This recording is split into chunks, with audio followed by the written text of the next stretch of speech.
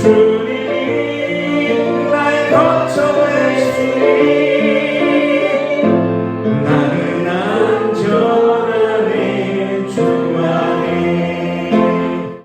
목요생각 293번째, 누가복음 15장 11절에 32절에 둘째 아들을 기다린 아버지의 마음. 2026년 5월 17일, 최근 아들을 군대에 보내고 집으로 돌아오는 길에 마음 한켠이 먹먹했습니다. 늘 함께 있던 아들이 어느 날 집에 없다는 것은 생각보다 조용한 변화를 남겼습니다. 식탁에 마주 앉던 자리 하나, 늦은 밤 무심히 들리던 작은 소리 하나가 문득 비어있음을 느끼게 됩니다. 평소에는 지나치던 일상인데도 부모의 마음에는 그런 작은 흔적들이 오래 남아있기 때문입니다. 그런데 그 마음 속에서 문득 성경에 나오는 돌아온 둘째 아들의 비유가 떠올랐습니다. 누가복음 15장 속 아버지는 집을 떠난 둘째 아들을 오래 기다렸습니다. 혹시라도 돌아올까 문 밖을 바라보며 살았고, 마침내 아들의 돌아오는 모습을 멀리서 알아보고 달려가 품에 안았습니다. 생각해보면 목회자의 삶 속에도 이런 기다림은 익숙한 감정입니다. 군대와 유학, 직장과 결혼으로 자녀를 멀리 떠나보낸 성도님들의 기도 제목 속에는 늘 같은 마음이 담겨 있습니다. 목사님, 우리 아이가 타지에서 믿음 잃지 않게 기도해 주세요. 건강하게 잘 지내기만 했으면 좋겠습니다. 멀리 있어도 하나님 안에서 바르게 살아가기를 바랍니다. 부모의 마음은 다 비슷합니다. 가까이 있어도 걱정이고 멀리 있으면 더 기도하게 됩니다. 1. 기다림 속에 깊어지는 사랑. 돌아온 둘째 아들의 비유를 읽다 보면 가장 먼저 눈에 들어오는 것이 아버지의 기다림입니다. 아버지는 아들을 잊지 않았습니다. 포기하지 않았습니다. 오히려 매일같이 돌아올 길을 바라보고 있었기에 멀리 있는 아들을 먼저 알아볼 수 있었습니다. 부모의 사랑이란 그런 것 같습니다. 자녀가 어릴 때는 손을 붙잡고 보호하려 하지만 시간이 지나면 결국 믿고 보내야 하는 순간을 만나게 됩니다. 군대에 가는 날도 그렇고 유학이나 취업으로 먼 도시를 향해 떠나는 날도 그렇습니다. 목회를 하다 보면 자녀를 멀리 떠나보낸 부모님들의 눈물을 자주 봅니다. 겉으로는 담담한 척 하시지만 입에 조용히 남아 자녀 이야기를 꺼내실 때면 그 속에 얼마나 깊은 사랑과 염려가 담겨 있는지 느껴집니다. 특별히 요즘은 세상이 빠르게 변하다 보니 부모님들의 걱정도 더 커졌습니다. 몸은 멀리 있어도 믿음만을 잃지 않기를, 외로운 순간에도 하나님을 붙들기를 바라는 마음이 간절합니다. 그래서 부모의 기다림은 단순히 시간을 견디는 일이 아니라 사랑으로 기도하는 시간입니다. 이 돌아오지 못하는 자녀를 기다리는 눈물. 하지만 세상에는 기다림조차 더 이상 이어갈 수 없는 부모님들도 계십니다. 먼저 하나님 품으로 자녀를 떠나보낸 가정들이 있습니다. 병으로, 사고로, 예상하지 못한 아픔으로 사랑하는 자녀를 잃는 부모의 슬픔은 감히 다 헤아릴 수 없습니다. 목회자로 살아가며 나도 겪었지만 그런 눈물을 만날 때마다 쉽게 위로의 말을 하지 못합니다. 어떤 슬픔은 말보다 침묵이 더 가까운 위로가 되기 때문입니다. 그러나 그 순간에도 붙들게 되는 것이 하나 있습니다. 바로 하나님 아버지의 마음입니다. 돌아온 둘째 아들의 비유 속 아버지는 잃어버린 아들을 끝까지 사랑했습니다. 그리고 성경은 하나님께서 우리 한 사람 한 사람 그처럼 바라보신다고 말씀합니다. 우리가 믿고 따르는 하나님은 세상의 부모가 자녀를 향해 품는 사랑보다 더 깊고 완전한 사랑으로 우리를 안고 계십니다. 그래서 믿음 안에서 우리는 소망을 놓지 않습니다. 지금은 눈물로 살아가지만 하나님 안에서는 모든 헤어짐이 끝이 아니며 하나님의 위로와 품 안에 우리 사랑하는 아들과 딸이 있음을 믿기 때문입니다. 또한 언젠가 저 천국에서 다시 만날 것을 확신합니다. 멀리 떨어져 있는 자녀를 위해 기도하는 부모도, 다시는 볼 수 없는 그림 속에 살아가는 부모도 하나님께서는 모두 아십니다. 그 눈물 하나까지도 외면하지 않으십니다. 맺으며 아들을 군대에 보내고 난 뒤 저는 이전보다 성도님들의 기도 제목이 더 깊이 마음에 들어오기 시작했습니다. 자녀를 위한 기도는 단순한 걱정이 아니라 사랑의 다른 이름이라는 것을 새삼 깨닫게 되었습니다. 기다리고 염려하고 기도하는 마음 속에는 언제나 사랑이 있습니다. 그리고 그 사랑은 결국 하나님 아버지로부터 온 마음입니다. 오늘도 누군가는 멀리 있는 자녀를 위해 기도합니다.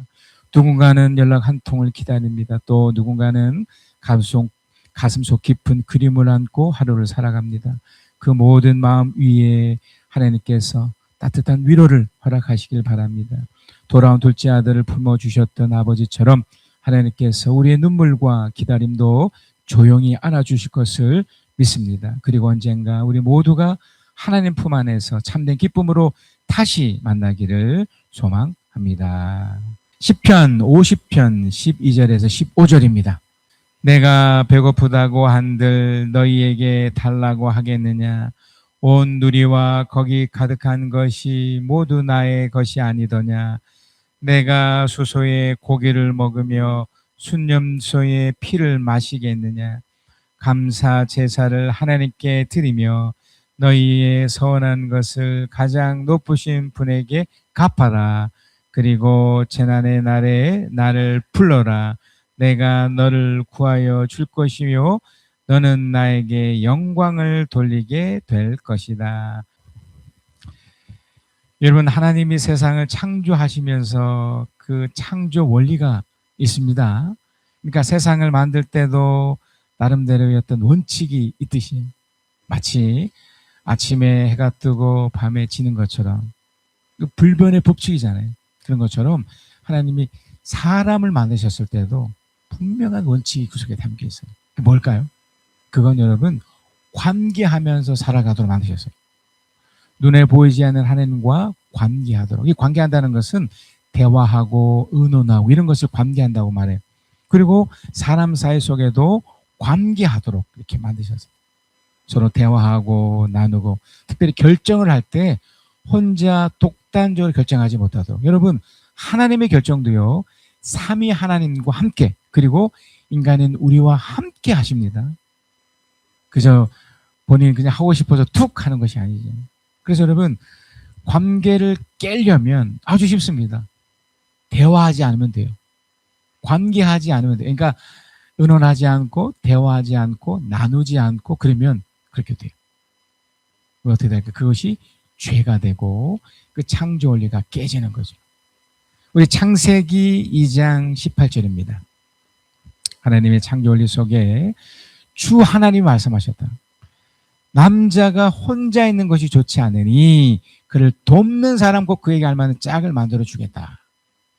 많은 분들이 이게 어떤 결혼에 관련된 이야기로만 생각하시는 게 아닙니다. 혼자 있는 거 좋지 않다고 그랬잖아요.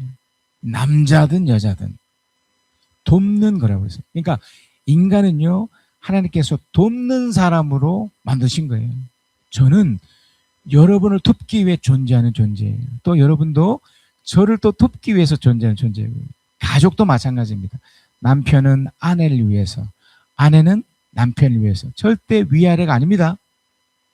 세상은 또는 악한 세력, 또 사탄은 이걸 이게 어그러뜨려 놨죠. 서로 위아래로 만들었고, 세상은 경쟁 속에서 자꾸 따로따로 이렇게 만들었는데 아닙니다. 서로 돕는 사람으로 만들었다는 거예요. 창세기 2장 20절에 25절에 또 이런 표현이 있습니다. 그 사람이 하나님이 창조한 그 아담입니다. 우리와 똑같아요. 모든 집짐승과 공중에서와 들의 모든 짐승에게 이름을 붙여주었다. 어떤 일을 맡기셨죠.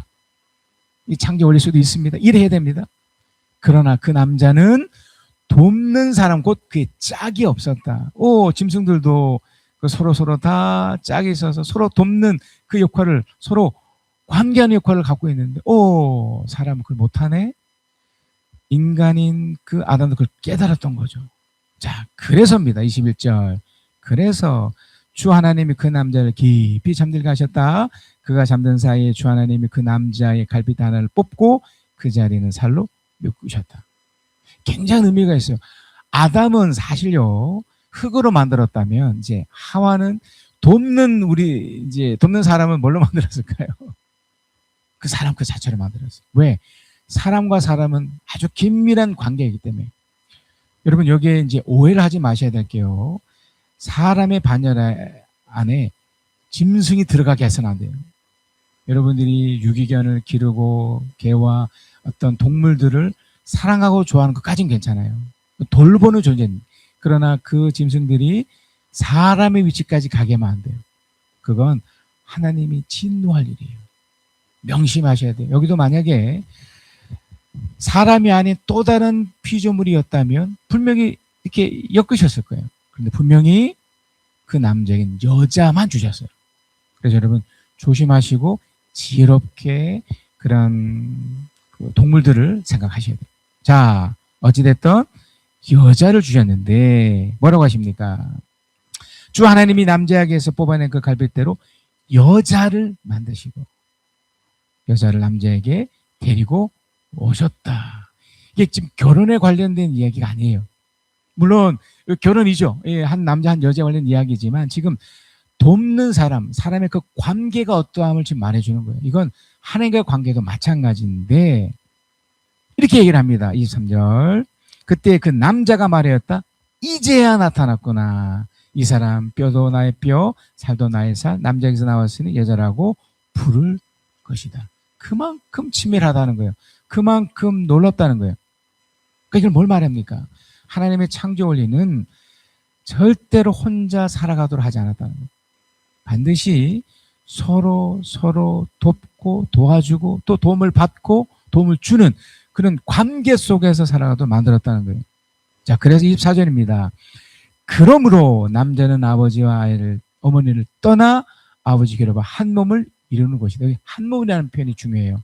이건 물론 한 남자와 여자의 어떤 그런 육체적인 관계를 또 말하기도 하지만 그 이면에 서로 깊은 관계를 가져야 된다는 겁니다. 하나님 안에서 또 서로 간에서. 그래서 25절 남자와 그 아내가 다 발가벗었으나 부끄러워하지 않았다. 그러니까 깊은 관계 안에는 수치심이 없어요. 교회 안에 영적인 어떤 가정을 이룬 거잖아요. 우리는 어느 정도 압니다. 어떤 상처가 있고 아픔이 있고 고통이 있고 그런데 서로에 대한 그런 관계 안에서 그것들이 다 수치심이 아니라 위로가 되고 힘이 되고 안전한 관계가 되죠. 자, 문제는요. 이 관계가 어떻게 하면 깨질 수 있을까요? 이 관계가 깰 수 있는 것은 제가 전에 말씀드렸듯이 대화하지 않으면 깨져요. 결정을 내 마음대로 해버리면 깨져요. 자, 그래서 오늘 본문의 이야기가 첫 번째 그 이야기를 하는 겁니다.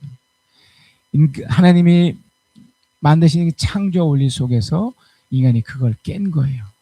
자, 시편 49편 11절 13절입니다. 사람들이 땅을 차지하여 제 이름으로 본인의 이름으로 그러니까 내 거라는 거죠. 등기를 해두었어도 그들의 영원한 집 그들의 영원히 몸을 고쳐 오신 무덤뿐이다. 자, 계속해서 12절에 보면 사람이 제 아무리 영화를 누린다 해도 제 아무리 누린다고 해도 죽음 피할 수 없으니 미련한 짐승과도 같다. 왜 그러냐면요. 13절 우리 한번 읽어볼까요? 함께 시작. 이것이 자신을 믿는 어리석은 자들과 그들의 말을 기뻐하며 따르는 자들의 운명이다. 이게 중요한 표현이 있죠. 자신을 믿는데요. 여러분 우리는 서로 관계하면서 서로를 사랑하는 존재예요. 우리는 믿음의 대상들이 아니에요. 믿는 오직 눈에 보이지 않지만 창조주인 그 하나님을 믿으며 살아가는 것이 우리인데 어느덧 자신이 신이 돼 있는 거예요. 그러니까 나를 믿는 거예요. 내가 전부죠. 그러니 남의 말을 듣겠습니까? 또 내가 다른 사람을 또 믿으려고 하겠습니까? 상대도 안 믿고 나도 안 믿고 나만 믿는 거예요. 이걸 뭐라고 그랬습니까? 어리석은 따구리. 어리석. 자신을 믿는 어리석. 어떻게 끝이 난다고 그랬나요? 예. 머물고 오직 무덤뿐이다. 그리고 이것 때문에 죽음이 만들어진 거예요. 그들이 아담과 하와 때부터 서로 관계를 잘했다면 선악과를 따먹었을 때도 서로 관계를 잘해 서로 의논했더라면 눈에 보이지 않는 하나님과도 의논하고 그 결정권을 하나님께 맡겼다라면 어땠을까요? 설사 잘못된 일이 생겨버렸어요. 그 과정 속에도 솔직하고 정직하게 만약에 대화로 풀었으면 어땠을까? 근데 그렇게 하지 않거든요. 숨기 바쁘고 도망가기 바쁘고 해명하기 바쁘고 그래서 관계하지 않는 거죠. 심각한 겁니다. 자, 그래서 여러분 첫 번째 반드시 여러분 신앙생활에서도 그렇고 모든 것에서 1순위 뭐냐면 물어보기예요. 물어보기. 여러분이 결정하는 모든 것들 일반적인 상식적인 것들도 마찬가지지만 물어보셔야 돼요. 여러분의 남편에게, 여러분의 아내에게, 여러분의 자녀에게, 여러분의 부모에게, 여러분의 신뢰하는 지인에게, 심지어 목사에게도 물어보셔야 돼요. 뭐 일반적이고 상식적인 것이야 뭐 알아서 하시면 되지만 좀 결정이 필요한 것들은 얼마 전에 우리 청년들이 저에게 찾아와서 정말 좋은 제안을 했더라고요. 결혼에 대한 고민이 있는데 같이 의논하면서 어떻게 하면 좋을까요? 저랑 하지 않아도 되죠. 예, 본인 마음대로도 됩니다. 아무나 만나도 되고요. 뭐 어떻게 하겠습니까? 그러나 의논했잖아요. 그렇기 때문에 그들은 이렇게 겹길로 빠질 수 있는 길이 훨씬 줄어들죠. 하나님 인도하시면 충분히 받을 수 있어요. 왜? 의논하니까요. 대화하니까요. 하나님의 그 창조 원리 속에 잘 풀어가고 있는 겁니다. 자, 그래서 여러분 이 과정 속에 여러분이 이제 확인하셔야 될 게 있습니다. 그러니까 물어보긴 하고 제대로 이렇게 하면 하나님의 약속은 분명합니다.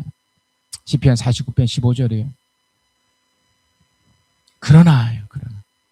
그러니까 이 그러나는 그러니까 관계를 한다면 내 마음대로 내 이름대로 자기 자신을 믿고 어리석은 자들과 그냥 해버리면 뭐 더 이상 방법이 없지만 그럼에도 자신의 한계와 어리석음을 깨닫고 하나님께 물어본다면 하나님과 깊은 관계를 갖고 믿음의 사람들과 이렇게 관계하고 물어보고 한다면 어떻게 되냐면 그러나죠.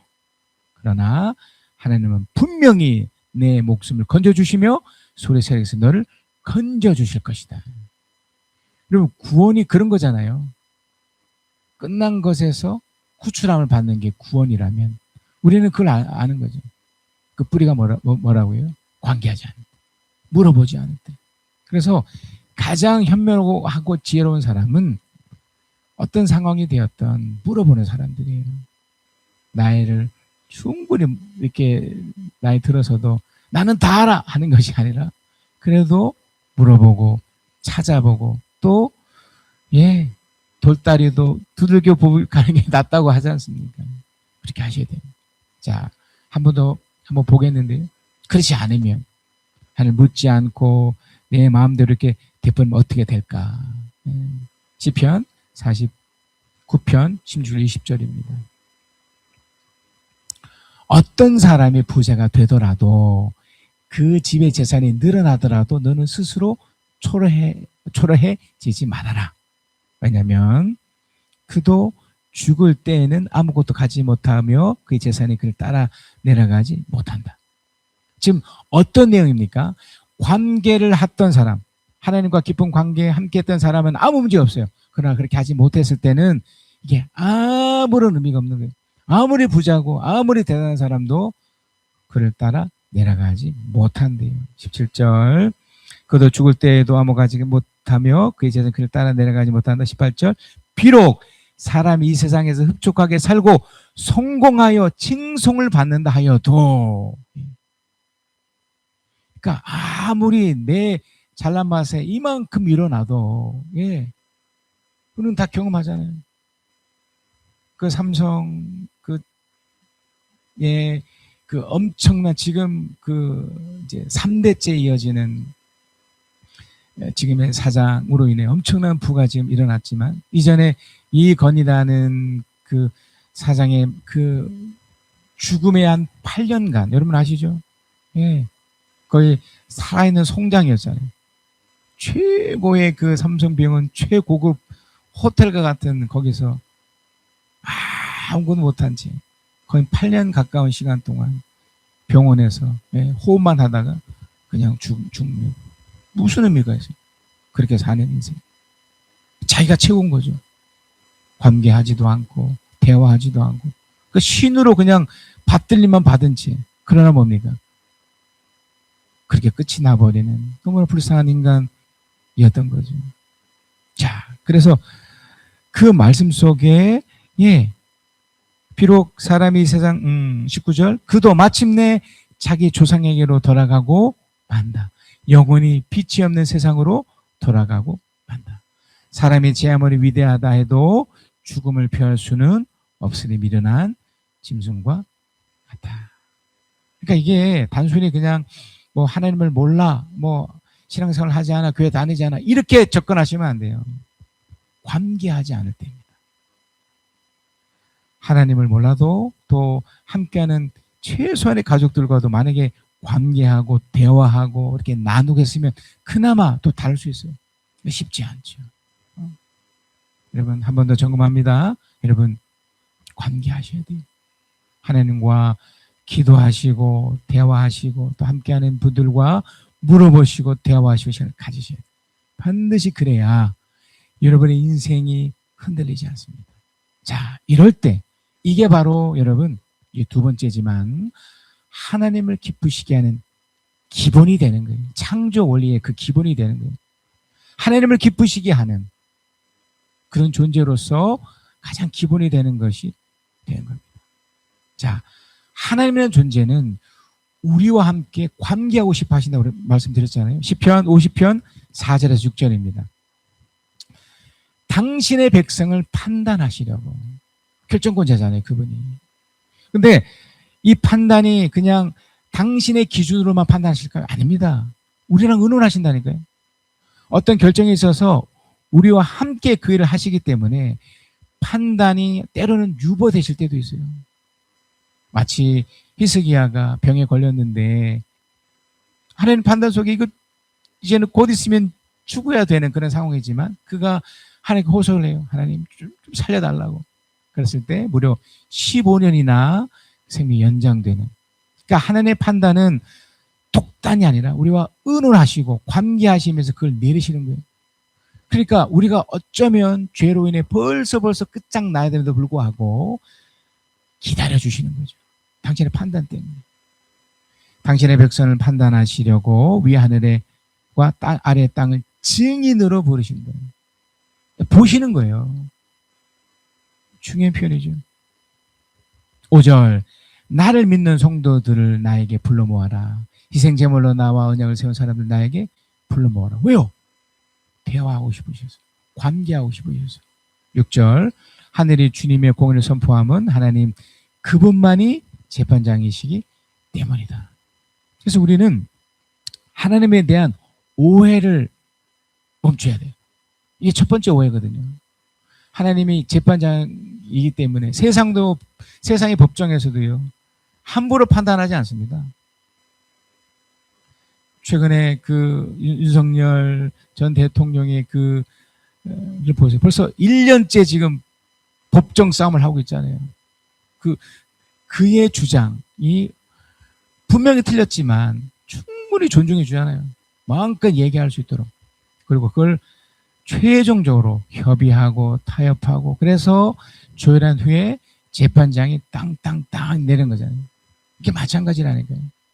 그래서 하나님에 대한 오해를 자꾸 놓치시면 안 돼요. 오해하시면 안 된다는 거예요. 두 번째가 이렇습니다. 시편 50편 7절에 13절입니다. 내 백성아 들어라. 내가 말한다. 이스라엘아 내가 너에게 경고하겠다. 나는 하나님 너희 하나님이다. 그러니까 지금 하나님으로서 지금 뭔가 말씀하시는데 자 8절 나는 너희가 바친 재물을 두고 널 탓하지는 않는다. 그러니까 하나님을 오해하니까 마치 미신처럼 생각하는 거예요. 언젠가 제가 홍콩을 갔는데 그 유명한 절 앞에 큰 사자상하고 어떤 동물의 상이 있어요. 그 상에 얼굴을 만지거나 귀를 만지면 복 받는다 해서 줄을 쫙 서 있는 거예요. 아, 그럴 수 있죠. 네. 근데 그걸 이제 실제로 믿는 사람도 있을 거 아닙니까? 하나님은 그렇게 생각하는 거예요. 그러니까 재물을 두고 막 뭔가를 바치면 뭔가 되는 것처럼. 그러나 하나님은 관계하는 분이시기 때문에 이렇게 얘기를 합니다. 나는 너희가 바친 재물을 두고 너를 탓하지 않는다. 너희는 한 번도 거르지 않고 나에게 늘 번제를 바쳤다. 너희 집에 있는 수소나 너희 가죽 우리에 있는 수염소가 내게는 필요 없다. 하나님이 뭐가 아쉽겠습니까? 결정권자 창조주신데 우리를 만든 그 하나님이 뭐가 아쉬워요? 그 받쳐진 것 때문에 막 뭔가 세상 그럴 수 있고 미신을 믿는 경우는 그럴 수 있지만 계속해서 보면 10절 숲속의 무짐승이 다 나의 것이고 수많은 산짐승이 모두 나의 것이 아니더냐. 11절 산에 있는 저 모든 새도 내가 다 알고 있고 들에 움직이는 저 모든 생물도 다 내 품에 안아 있다. 12절 내가 배고프다고 한들 너에게 달라고 하겠느냐. 온 누리와 거기 가는 건 모두 나의 것이 아니더냐. 13절 내가 수소의 고기를 먹으며 수염소의 피를 마시겠느냐. 여러분 아시겠습니까? 여러분이 흘러보내는 그 돈 하나님 필요하겠습니까? 필요 없어요. 근데 왜 이런 재물을 원하시고 왜 그렇게 하느냐. 그 재물이 아니라 담겨있는 태도였죠. 자, 시편 50편 14절 15절입니다. 우리 함께 읽겠습니다. 시작. 감사 제사를 하나님께 드리며 너희의 서원하는 것을 가장 높으신 분에게 갚아라. 그랬습니다. 그럼 이게 뭘까요? 그러면 또 다른 뭔가를 하라는 뜻인가? 아닙니다. 여기 감사라는 게 뭡니까? 이 제사라는 말을 쓰긴 했지만 이건 특별한 행위를 말하는 거예요. 관계 안에서 누리는 그 어떠함이에요. 부모와 자식 간에 어떤 행위가 드러날 때 거기는 무엇이 들어있어야 됩니까? 서로에 대한 진심 어린 그 어떠함이 있어야 되잖아요. 자식은 부모에게 자신을 길러준 것에 대한 감사 있는 그 당연한 거잖아요. 부모는 자식이 그 감사를 표현할 때 당연히 행복하고 기쁘잖아요. 워낙 서로가 못하니 아버지 입장에서 저도 제 아이에게 막 함부로 할 때가 참 많았었지만 너 이렇게 살면 너 당장 나가! 막 험한 욕도 하고 이 새끼 저 새끼 욕도 하고 막 그 과정 속에 무엇이 필요했던 건가요? 관계하면서 대화하면서 서로 안에 감사와 그 마음에 있는 그런 행복감이잖아요. 서로가 이게 오고 갔어야 되는데 이것이 없은 채 나를 길러줬으니까 여기 집에 머물고 있으니까 여기 집세 여기 있습니다. 돈이나 받으세요. 하나님이 이렇게 느끼신다는 거예요. 내가 이 땅 가운데 너희들에게 이렇게 베푼 것들이 있는데 그걸 조금이나마 마음속 깊이 기억해 준다면 액수가 중요한 것이 아니라 그것의 기쁜 마음으로 이렇게 흘러보낸다면 여기서 또 놓쳐서 안 될 게 뭐냐면 소원한 것을 불행해 갚아라. 이 갚아라는 것을 또 오해하시는 거예요. 뭔가 자꾸 뭔가 드려야 되는 거구나. 아닙니다. 그 뜻이 결코 아닙니다. 하나님을 바르게 받아들이라는 거예요. 바르게 관계하고 바르게 받아들여서 그 약속에 근거된 그런 행동을 해라. 이게 가장 좋은 말이 뭐냐면 감동받아라는 게 감동. 하나님이 어떤 분이신지 또 하나님과 함께하는 것이 무엇인지 서로 감사하고 감동받고 이것을 누리라는 거예요. 그리고 여러분 신앙은요 여러분에게 감동을 주게 되어 있습니다. 진짜는. 눈에 보이지는 하나님이 여러분에게 어떻게 하셨는지 삶의 현장에서 어떤 삶을 펼치고 있으신지 여러분 지금 전쟁의 시대라니까요. 지금 저 이란 땅을 보십시다. 지금 저 우크라 땅을 보십시다. 러시아 땅을 보십시다. 지금 우리 대한민국은 어찌됐든 곳곳에 CCTV가 있다 하더라도 저녁 되면 조용하고요. 행복한 곳이잖아요. 마음껏 먹을 수 있고 마음껏 누릴 수 있고 누가 어떻게 한다고 그래서 정말 해코지하지 않는 이상 정말 좋은 대한민국이잖아요. 하나님께서 지금 이렇게 하고 있고 이렇게 펼치고 있는 것이잖아요. 이것을 기억해라. 이것을 받아들여라. 여기서 소원이라는 것은 내가 뭔가를 하겠습니다. 이것이 아니라 약속된 것. 그 약속이 뭐예요? 부모가 자식에게 요구하는 게 뭡니까? 뭐 돈을 요구합니까? 뭐 대단을 요구하는 거 아니잖아요. 그죠? 행복하게 잘 살아주는 것이 기쁘게 부모를 인정해주고 서로 의논하고 함께하는 그 모든 것이 다 선한 것이 되는 그걸 누리라는 거예요. 자, 이걸 하지 않으면 어떻게 될까요? 시편 50편 17절 22절입니다. 너희는 내 길을 역겨워하고 나의 말을 귓전으로 흘리고 말았다. 도둑을 만나면 곧 그의 친구가 되고 가늠하는 자를 만나면 곧 그와 한패거리가 되었다. 입으로 악을 꾸며대며 혀로는 거짓을 지어내었다. 동기가 아닌 허물을 둘치어내고 한 어머니에게서 태어난 동기를 비방하였다. 이 모든 일을 너희가 저질러서도 내가 잠잠했더니 너희는 틀림없이 내가 너희와 같은 일을 잘못 생각하는구나. 이제 나는 너희를 호되게 꾸짖고 너희 눈앞에 너희 죄성을 낱낱이 밝혀 보이겠다. 여러분, 하나님과 관계하지 않을 때 그저 내 마음대로 살아가는 사람들의 또 다른 모습이에요. 감사를 잃어버리고 하나님 앞에 감동을 놓쳐버리면 이렇게 되는 거예요. 우리에겐 이런 양면성이 있습니다. 목사님, 저도 말할 것도 없고요. 늘 주님 안에 관계하고 있지 않지 않습니까? 또 사랑하는 아내와 또 소중한 여러분과 이렇게 교제하고 관계하지 않으면 저도 별 수 없어요. 이렇게 되는 거예요. 네. 당장 어떤 일이 일어나지 않으니 하나님도 뭐 별 수 없구나 이렇게 착각하고 사는 거죠. 그러나 낱낱이 밝게 보이겠다잖아요. 22절 하나님을 잊은 자들아 이 모든 것을 깨달아라. 그렇지 않으면 내가 늘 찔 때 구하여 줄 자가 없을까 두렵구나. 여러분 기억하셔야 돼요. 계속해서 반복해서 말하는 거. 하나님께 물어보기. 하나님과 관계하기. 자, 결론입니다. 시편 50편 23절입니다. 함께 읽겠습니다. 시작. 감사하는 마음으로 제물을 바치는 사람이 나에게 영광을 돌리는 사람이니 올바른 길을 걷는 사람에게 내가 나의 구원을 보여주겠다. 진짜 신앙을 가진 사람, 진짜 은은하고 진짜 관계하는 사람들은요, 그 마음에 무엇이 채워져 있을까요? 감사가 채워져요. 그래서 눈물이 나요. 하나님 앞에서 눈물이 나고 소중한 사람들에게 눈물이 나고. 제가 오늘 새벽에도 이 교회를 오는데 이 자전거를 타고 오는데 막 눈에 눈물이 흘러나는 게 돼.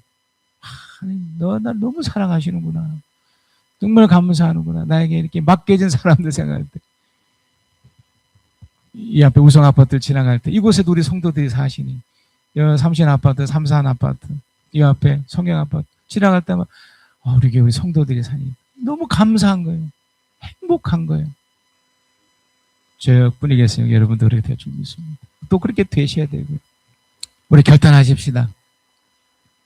나는 형식적인 관계나 예배의 모습이 아닌 진정한 감사와 순종으로 함께 살아가는 관계로 하나님을 기쁘시게 하고 함께하는 사람들과 행복해 하며 자신을 만족해 하며 살겠습니다.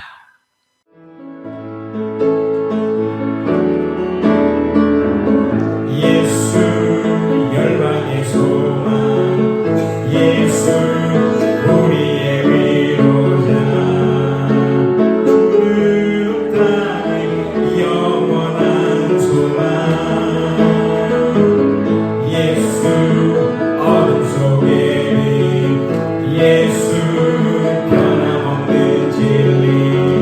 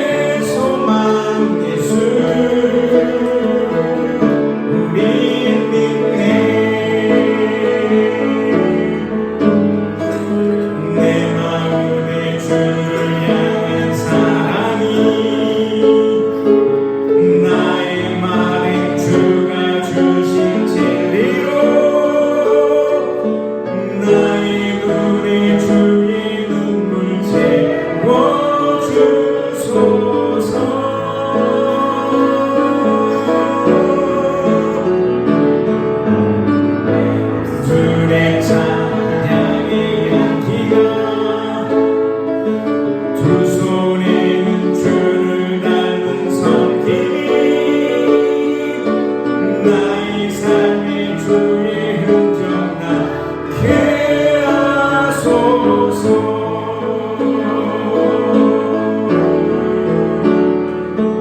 하나님의 사랑이 영원히 함께하리. 십자가의 길을 걷는 자에게 순교자의 삶을 사는 이에게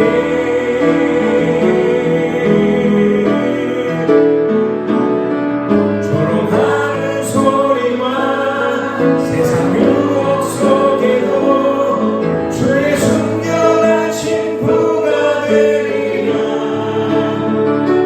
내 생명 주님께 드리니.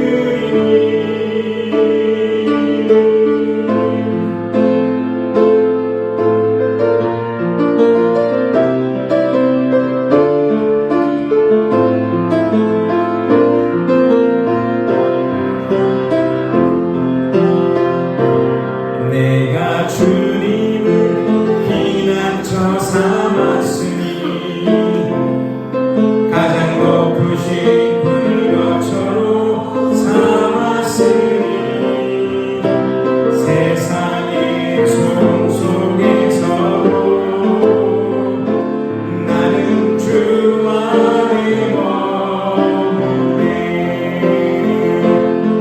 두려움이 문을 두드려도 불안이 마음을 덮쳐와도 주의 이름 부르는 이곳이 나의 숨쉴 자리 되네. 어떤 불행도 내게 오지 못하네. 어떤 재앙도 가까이 못하네. 주님이 날 거쳐내시니 나는 안전하네. 주 안에 밤의 공포와 낮의 위협도 주의 평안 앞에 잠잠해. 주의 날개 그늘 아래서 내 영혼은 쉬어가네. 어떤 불행도 내게 오지 못하네. 어떤 재앙도 가까이 못하네. 주님이 날 거쳐내시니 나는 안전하네. 주 안에 주께서 나와 함께 하시고 환난 중에 나를 부르시며 주의 사랑이 나를 덮어 끝까지 나를 지키